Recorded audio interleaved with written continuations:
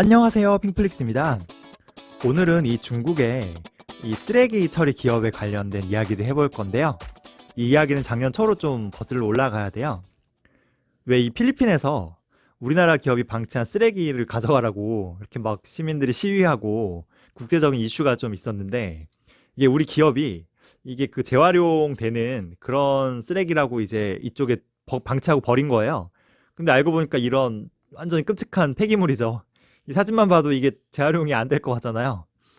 이게 왜 이런 일이 생겼나 봤더니 원래 전 세계 쓰레기의 절반을 이 중국이 받아주고 있던 거예요.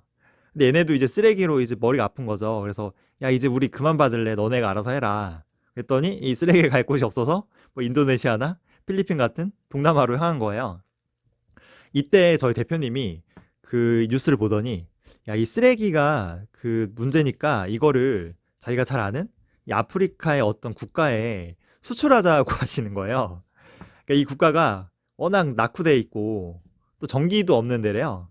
그래서 이 쓰레기를 이제 수출하면은 얘는 돈을 벌 수 있잖아요, 수입하면. 그리고 또 이 쓰레기를 자기는 태워서 전기를 얻을 수 있으니까 일석이조라는 거죠.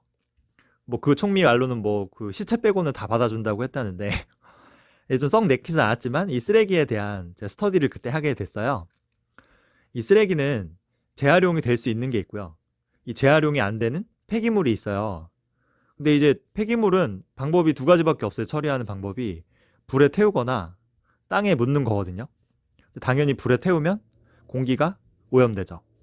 땅에 묻으면 당연히 땅이랑 물이 오염되겠죠. 그러니까 이게 진짜 문제예요. 우리 집 주변에 이런 쓰레기 소각장이다, 쓰레기 매립장이 생기는 걸 바라는 사람은 아무도 없거든요. 근데 쓰레기는 계속 많아지니까 이런 거를 지을 땅은 없어지고 쓰레기 계속 이렇게 쌓이는 거예요. 3년 전까지만 해도 폐기물 1톤 처리 비용이 15만 원이었거든요. 근데 지금 이게 25만 원까지 폭등한 거예요. 그러니까 이 처리 비용이 오르니까 폐기물 업체들이 다 줄도산했어요. 왜냐하면 사장들이 잠적하고요. 그냥 이 업체나 공장에 폐기물이 계속 쌓이는 거예요, 이렇게. 그 처리 비용이 이때 그 10만 원 밑으로 해준다는 이 브로커들이 생겨났거든요. 얘네는 뭐 시가 대비하면 지금 절반도 안 되는 금액이잖아요. 얘네 뭐냐면은 이거를 쓰레기를 돈 받고요, 그냥 무단 투기하는 거예요. 그냥 한적한 땅에다가 그냥 쌓아놓고 도망가는 거예요, 밤에. 그래서 이런 쓰레기 산이 막 만들어져요. 그러니까 이런 거를 이제 처리하려면은 이 수십억이 들어요. 그러니까 이 땅 주인도 이거 알면서도 그냥 방치할 수밖에 없죠. 그러니까 우리나라에 이런 쓰레기산이 지금 수백 개가 된대요. 지금 이 시간에도 쓰레기산이 계속 생겨나고 있는 거예요. 이런 쓰레기산에서 흘러나오는 이런 물은 우리의 그 땅과 강, 그죠? 자연을 오염시키고요. 이런 쓰레기가 자동으로 화재가 생긴대요. 그러면은 뭐 공기를 오염시키죠. 그래서 이런 쓰레기산 근처의 주민들은 암 발병률도 높다고 해요. 이제 심각하죠. 아마 그 필리핀에 무단으로 쓰기 투기한 그 업자들도 이런 브로커들일 거예요, 아마. 근데 이게 정부에서 이제 가져가라고 해도 지금 브로커들은 폐업하고 지금 나무라라 그냥 하거든요. 그러면은 결국 세금으로 또 이거 다시 가져와서 처리해야 되는 거예요. 그 제가 이 쓰레기, 진짜 이 쓰레기 문제를 파면 팔수록 와, 이거 진짜 답이 없네라는 생각이 들었어요. 이게 방법은 재활용률을 높이거나, 그죠? 아니면은 이 쓰레기 자체의 양을 줄이는 수밖에 없는데 이건 사실 불가능하죠. 코로나 이후로 더 늘어났잖아요, 오히려. 현실적인 대안은 재활용률을 높이는 건데 우리나라는 이미 지금 잘하고 있어요. 독일에 이어서 2위거든요, 재활용률이. 선진국이라고 하는 뭐 스웨덴, 뭐 덴마크, 호주, 노르웨이 이런 나라보다도 높은 수준이에요.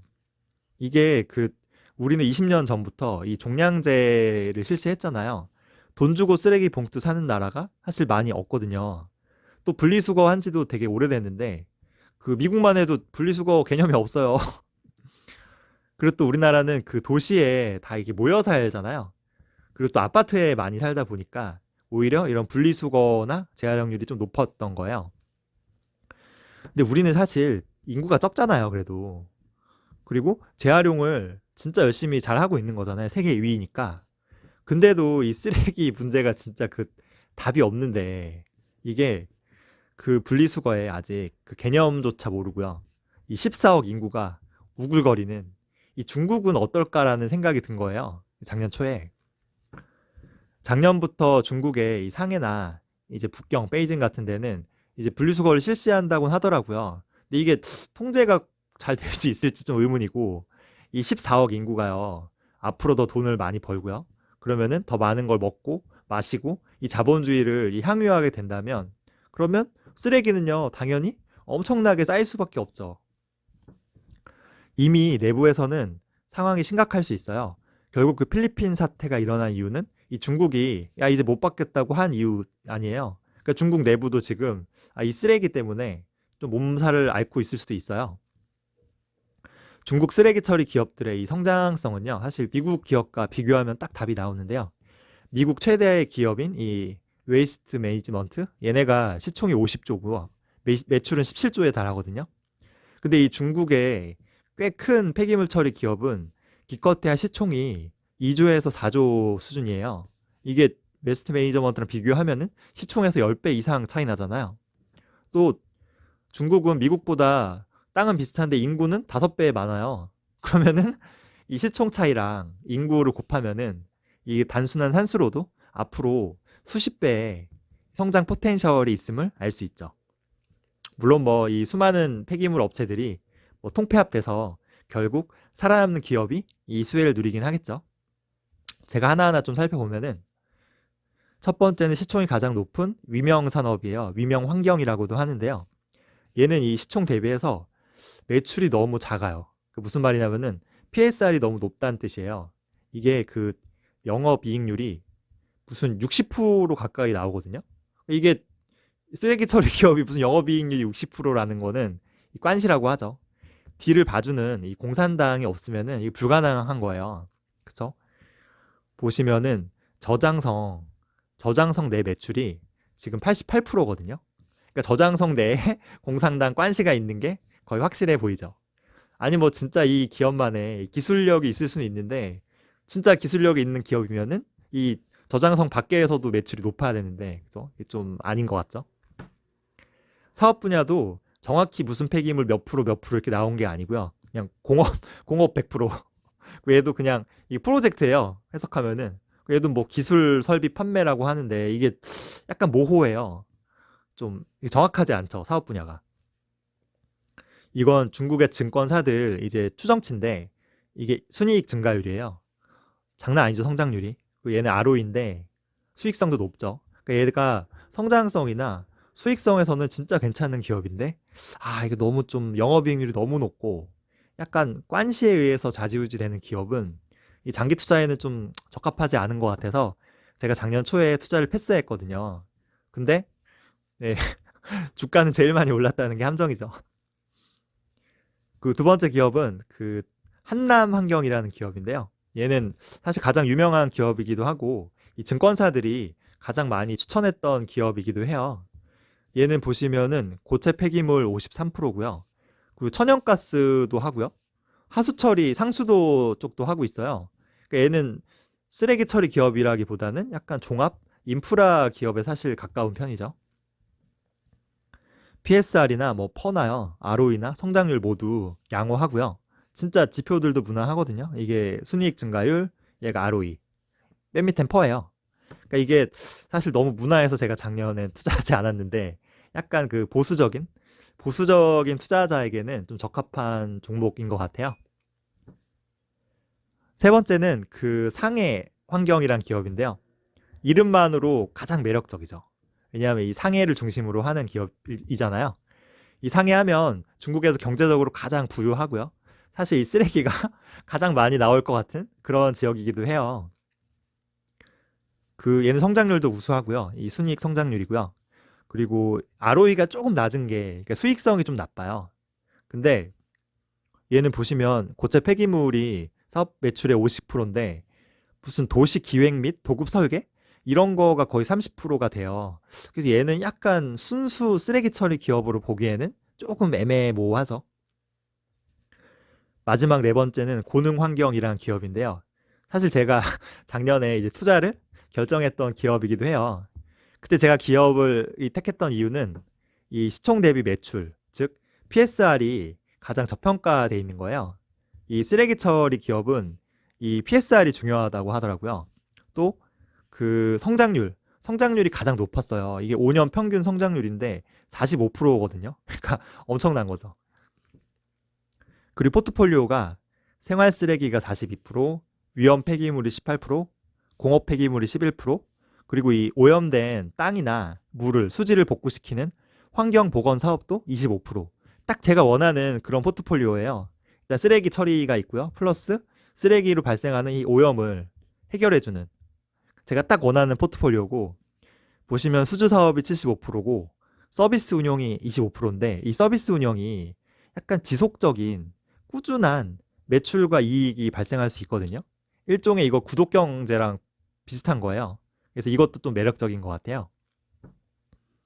이게 이제 매출 그 성장률이고, 얘는 영업이익 성장률이고, 마지막이 순이익 성장률인데, 보시면은 뭐 장난이 아니죠.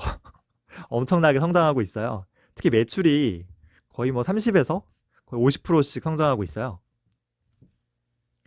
이건 중국 증권사들의 실적 추정치 평균인데, 보시면은 올해 이게 순이익 증가율인데, 올해도 31% 성장, 내년에도 23% 성장, 내후년에도 22% 성장 예상이죠. 그리고 얘가 ROE인데, ROE도 점점 개선되고 있죠. 밑에는 퍼예요. 지금 작년 제가 초에 투자한 거에 비해서 많이 올랐지만 그래도 지금 퍼가 한 20 정도거든요.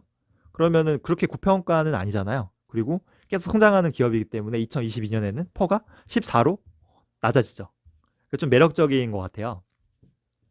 의미심장한 거는 이게 쓰레기 처리 기업인데, 회사에서 가장 중요시하는 이 핵심 우리 기업의 경쟁은 뭐냐 자기가 물어보더니 이게 기술력이라는 거예요.